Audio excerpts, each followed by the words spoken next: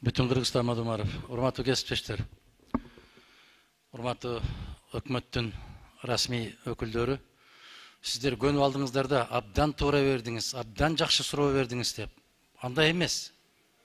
Сиздер айтыңыздар, силер чекитини үтүрүнө алмаштыра албайбыз биз. Бул эл аралык келишим. Биз мыйзамдын долбоорун талкуулап аткан жокпуз. Биз келишимге киребиз же кирбейбиз деп. Анан эмне десе эле абдан туура айттыңыз, абдан туура суроо бердиңиз деп. Койбойсуңар ушундайды. Силер так маалымат берсеңер, биз 2 саат момда кылып, эжегедей кылып эзбей, муну бир 2 мүнөт, 3 мүнөттө чечип кое турган маселе. Кыргызстан ошол келишимге киребизби же кирбейбизби? Биздин мыйзамдарга шайкеш келеби, келбейби? Ушул келишимге кол коюп атканда кыргыз өкмөтү ушуну иштедиби, иштебедиби? Анан кандай суроо берсе эле абдан жакшы суроо бердиңиз деп отуруп, эмнеге алып барасыңар анда силер?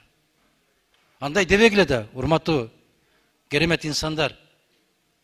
Силер айткыла, жок, биз мыйзам талкуу кылган жокпуз.